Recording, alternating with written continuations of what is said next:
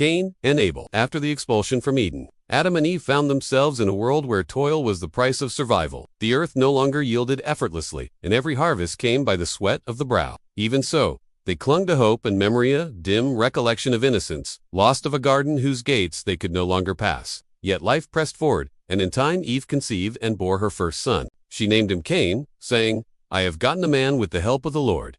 In his birth, she glimpsed redemption. Perhaps he would be the seed that would crush the serpent's head. Perhaps through this child, God's promise would unfold.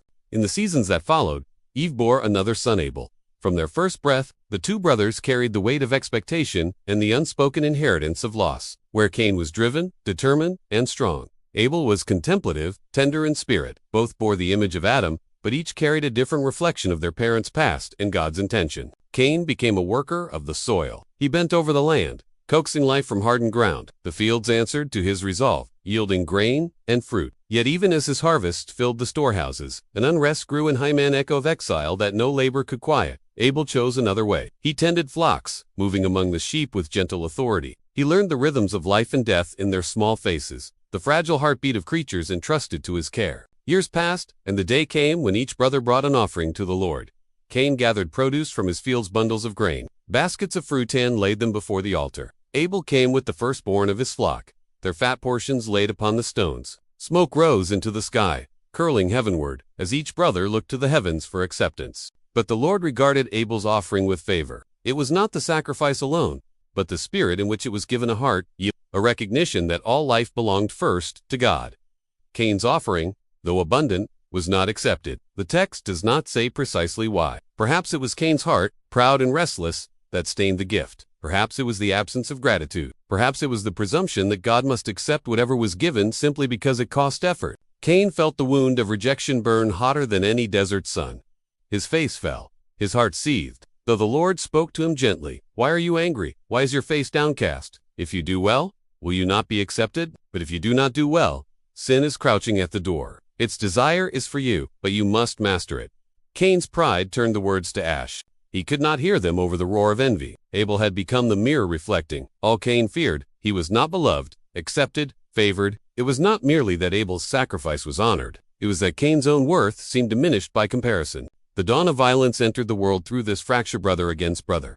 Cain spoke to Abel in the field. The text gives no details of the conversation. Perhaps there were words of bitterness, perhaps silence, heavy as judgment. But in the end, it was Cain's hand that rose, Cain's will that crossed the line no man had yet dared to cross. In the quiet of that field, life spilled onto the earth. Abel's blood soaked the soil he had never tried to subdue, and for the first time, the ground bore witness to murder. The wind carried no sound of struggle, but heaven heard every heartbeat as it ceased. Then the Lord's voice came, not in thunder, but in sorrow.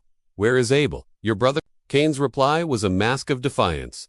"I do not know. Am I my brother's keeper?" But the earth itself had become a witness. The blood cried out, its voice rising beyond any denial. "What have you done?" "The voice of your brother's blood cries to me from the ground." Judgment fell, inevitable and irrevocable. The ground Cain had labored would now resist him utterly. No harvest would answer his toil. He would become a fugitive and wanderer, a man without home, without rest.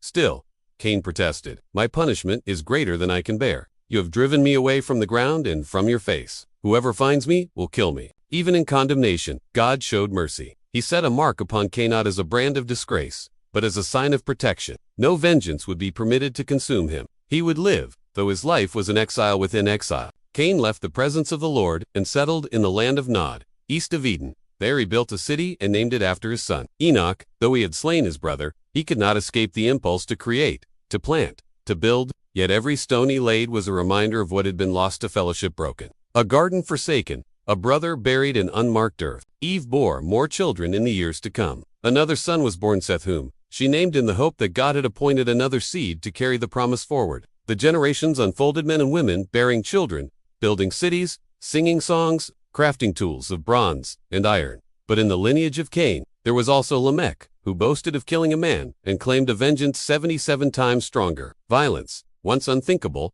became a legacy. Yet among the descendants of Seth, another story grew, a remnant who called upon the name of the Lord, who remembered that life came not from man's striving, but from the breath God had given in Eden. The story of Cain and Abel is not only the account of the first murder, but the revelation of humanity's struggle, envy that becomes wrath, pride that blinds the conscience, and guilt that can never be hidden. In Cain, we see the inheritance of exile, an unquiet soul, estranged from God, from the earth, and from himself. In Abel, we see the life surrendered in worship, a life cut short yet still speaking through the ages. Their story is the story of every family that has known rivalry, of every heart that has nursed resentment, of every hand that has clenched into a fist. But even here, in this ancient sorrow, glimmers the echo of grace. The blood that cried out for justice prefigured another blood that would cry out for mercy. Generations later, another innocent would be slain, one whose sacrifice would not only testify to sin but redeem it. The story begun in a field outside Eden would find its fulfillment on a hill outside Jerusalem, where God himself would bear the wound no human could heal alone.